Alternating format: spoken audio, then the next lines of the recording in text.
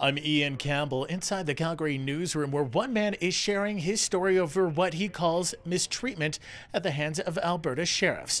John Hardman has now filed a human rights complaint over being allegedly harassed, detained, and hassled for trying to bring his PTSD service dog into the Calgary courthouse. Meet Dogasaurus Rex. She and her human John Hardman have been together for 8 years. It's only in the last 5, though, where she's acted in her new capacity.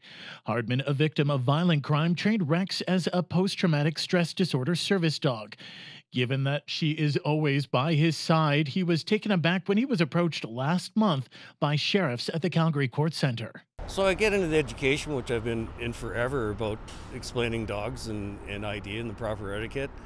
They wanted no part of it. Even to the point where I ended up producing my service dog certificate, I was still banned from coming in the courthouse. Hardman says a sheriff tried to throw him to the ground and he was detained. A longtime advocate for PTSD, he says the questioning he faced was belligerent, officers demanding to know why he had the dog. He tells me you wouldn't go to a person in a wheelchair and ask them how long they've been without the use of their legs. So to have the right of entitlement to go demand to show us our ID to prove our disabilities, like, so what? Because you have a policy. In a statement from Alberta Justice, a spokesperson tells City News, "Our understanding is Mr. Hardman did not present the required Alberta Service Dog Identification Card verifying his dog is a certified service animal. Mr. Hardman returned to the courthouse at a later date, and upon showing the proper identification card to police and sheriffs, he was let into the Calgary Court Centre with his dog." I was not let in the Calgary Court Centre.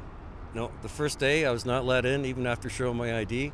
The second time, I had a sergeant from Calgary CPS who has a picture of all my 3 IDs that I showed you.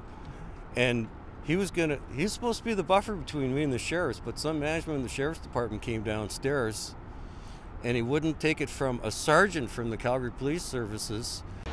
Hardman's letter is now off to the Alberta Human Rights Commission. He's hoping education will come out of this complaint, not only for the sheriffs, but the public as a whole.